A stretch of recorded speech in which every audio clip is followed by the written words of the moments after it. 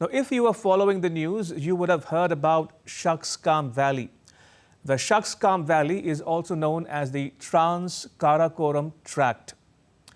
Now, it became a part of the Indian Union following the accession of Jammu and Kashmir to India in October 1947. But India could not physically control the Shaksgam Valley after Pakistan forcibly occupied parts of Jammu and Kashmir. And for decades since then, this remote glaciated tract has been at the heart of a complex dispute among India, Pakistan and China. So why is it resurfacing now? That is because China is up to no good in Shaksgam Valley. Take a close look at the following timeline. On 4th January, China and Pakistan officially agreed on the contours of the second phase of the China-Pakistan Economic Corridor. The CPEC is an offshoot of China's Belt and Road Initiative. The announcement was made towards the end of Pakistan's Deputy Prime Minister and Foreign Minister Ishaq Dar's visit to China.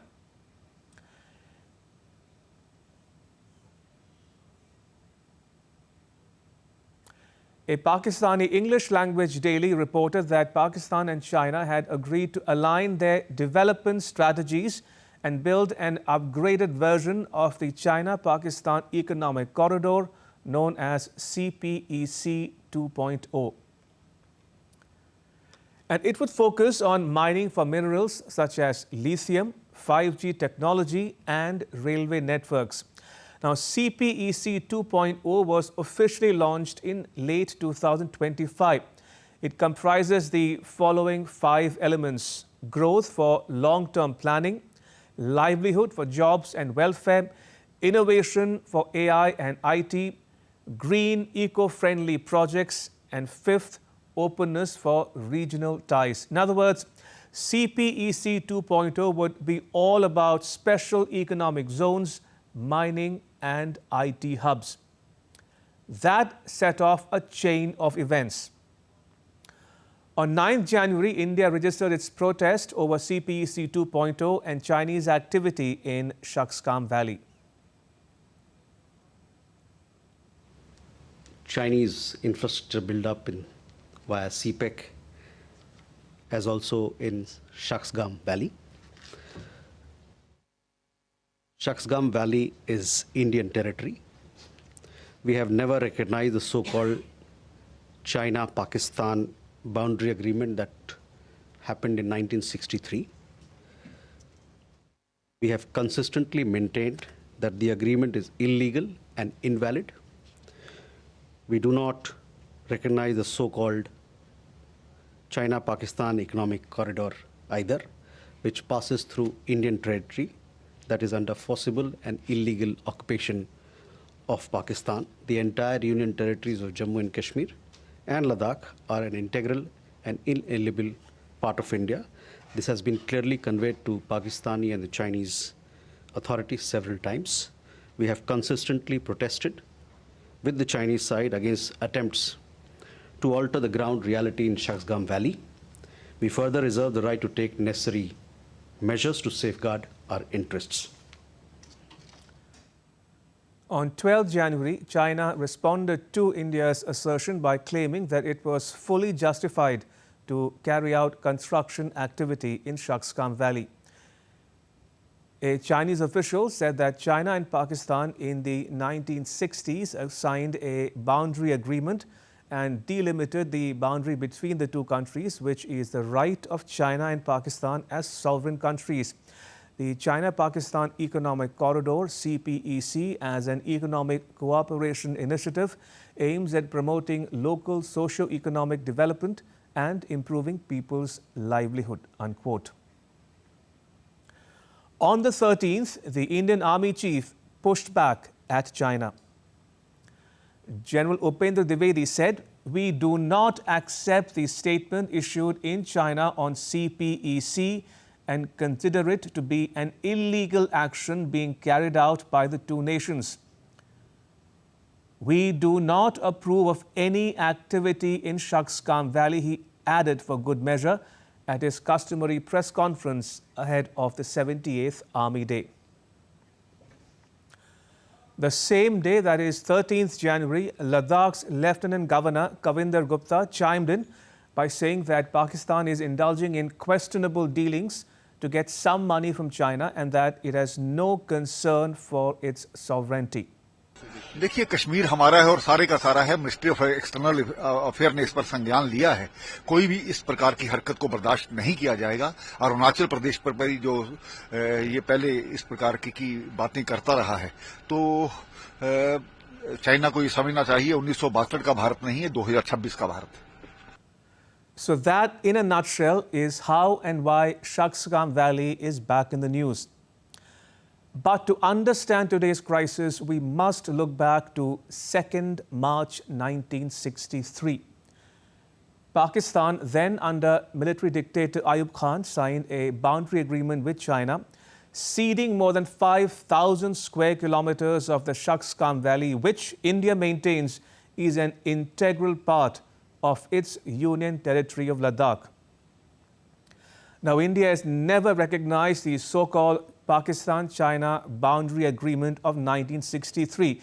It has consistently maintained that the pact is illegal and invalid.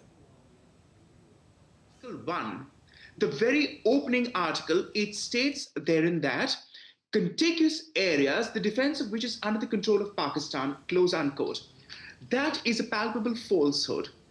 It defies reality because there was no question of any such contiguous areas, even after transfer of power in 1947 to Pakistan. Both Beijing and Islamabad know about it, yet went along with that fiction and signed the agreement. Now, this brings me to 3 crucial questions you should ask and find answers to in order to gain a better appreciation and understanding of the issues at hand. 1. Why did Pakistan sign the pact with China? 2. What is China doing on the ground in Shaksgam Valley? And 3. How does it affect India? Let's start with the first question first. Signing the pact served Pakistan's 2 purposes. 1. Pakistan would seek to settle its border dispute with China by ceding Shaksgam Valley, because by then China had begun staking claim to parts of Jammu and Kashmir in the 1950s. In fact, Chinese troops had entered Hunza Valley in 1953. So from Pakistan's perspective, the pact would strengthen its ties with China and allow its military to focus on its eastern front with India. And 2, Pakistan could poke at India's vulnerabilities. Remember, at the time, India was still recovering from the 1962 war with China. Pakistan saw an opportunity to forge an alliance with China in order to counter India. So the 1963 pact was without doubt an opportunistic move by Pakistan. As relations between India and China worsened in the late 1950s, Pakistani military dictator Ayub Khan sensed an opportunity to appease China in order to further provoke India. Sujan Chinoy is the Director General of the Manohar Parrikar Institute for Defence Studies and Analysis. It's an Indian government-funded think tank headquartered in New Delhi. Chinoy says that Ayub Khan, spotting an opportunity in the rapidly deteriorating India-China ties in the late 1950s, decided instead to pander to the Chinese.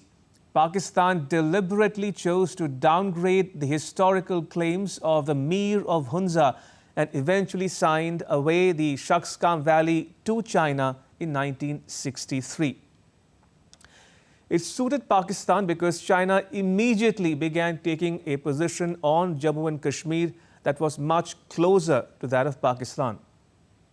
Next, what exactly is China doing on the ground in Shaksgam Valley? Now, China is ramping up the infrastructure there, especially after its 2017 border standoff with India at Doklam. It has built military-grade roads and posts which snake through the rugged terrain. Satellite imagery from 2018 shows a 70 to 75 kilometer long road. It includes an all-weather route cutting south from the 4,805 meter high Aghil Pass. China is also building highways and villages designed to host both civilian settlements and military enclaves. These roads link up with China's G219 highway, which is primarily used for strategic military logistics, the implications of which are stark for India. It is precisely because the said artery is barely 50 kilometers from India's northernmost point, that is Indrakol, at the Siachen glacier area. It is that tri-junction pass where India formally ends, like I said, India's northernmost point, and that not just Chinese engineers would be in the area, but also military patrols to bolster them, and to have that barely 50 kilometers within the radius of the Siachen glacier and Indrakol at 19,646 feet is of concern to New Delhi, and quite justifiably so. Now, talking about implications for India, Chinese presence in the Shaksgam Valley creates a pincer movement, allowing China and Pakistan to apply joint pressure on the Siachen glacier from both the north and south. Also, Chinese infrastructure in the area could enable rapid military movements, threatening India with a two-front war. Historically speaking, India's strategic calculus was oriented mainly towards Pakistan, but Chinese activity in the area raises the possibility of India having to battle simultaneous aggression from Pakistan and China. At the very least, it heightens the risk of a strategic encirclement of India by Pakistan and China. While India once used Siachen to watch Pakistan, China's new roads now allow Beijing to watch New Delhi's most sensitive northern defenses. In other words, the Chinese infrastructure alters the security balance near Siachen. It was Pakistan's cession of Shaksgam Valley to China in 1963 which led India to preemptively occupy the Siachen Glacier in 1984. It was framed as an operation to prevent Pakistan and China from establishing a joint military presence or consolidating control over the area. By all accounts, the 1963 China-Pakistan Pact on Shaksgam Valley is illegal and invalid. So that settles the legality aspect of it. Now look at the hypocrisy of it all on the part of both Pakistan and China. Pakistan hives off the very land that it claims to covet. As a scholar of law put it, Pakistan cannot be legally allowed to argue from one side that it still believes in the self-determination of the people of Jammu and Kashmir, but on the other side, that Pakistan may conclude an international agreement with a third country, ceding a substantial territorial part of Jammu and Kashmir to China. Now look at China's hypocrisy. The Chinese are quick to slam all and sundry for actions that it claims infringe on its territorial integrity. Tibet and Taiwan are a case in point. But it has no qualms encroaching on land that is justifiably India's. So much for China's claims of non-interference in the internal affairs of other countries and being a responsible nation.